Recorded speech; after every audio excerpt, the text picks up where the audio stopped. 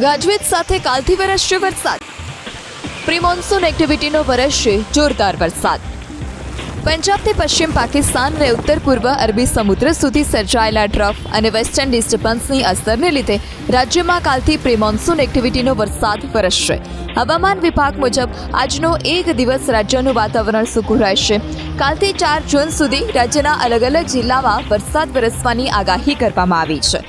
કાલે સૌરાષ્ટ્રના ગીર સોમનાથની સાથે ઉત્તર ગુજરાતના બનાસકાંઠા, મહેસાણા, સાબરકાંઠા, અરવલ્લી જિલ્લામાં ગાજવીજ સાથે વરસાદ વરસી શકે છે.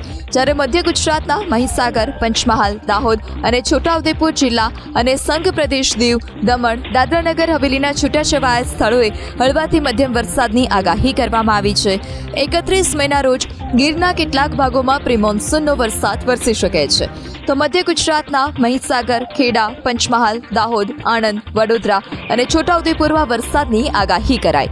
તો દક્ષિણ ગુજરાતના નર્મદા, તાપી, ડાંગની સાથે સાથે સંઘ પ્રદેશ દીવ, દમણ અને દાદરાનગર હવેલીમાં પણ વરસાદની આગાહી કરાઈ છે. આ સિવાય 1 જૂને 27 જિલ્લા અને 3 સંઘ પ્રદેશ, તો 2, 3 અને 4 જૂને રાજ્યના મોટાભાગના જિલ્લામાં ગાજવીજ સાથે હળવા વરસાદની હવામાન વિભાગે આગાહી કરી છે. વરસાદની સાથે રાજ્યમાં 40 કિલોમીટર પ્રતિ કલાકની ઝડપે પવન ફૂંકાઈ શકે છે. હવામાન વિભાગ મુજબ નૈઋત્યનું ચોમાસું સાનુકૂળ સ્થિતિમાં આગળ વધી રહ્યું છે.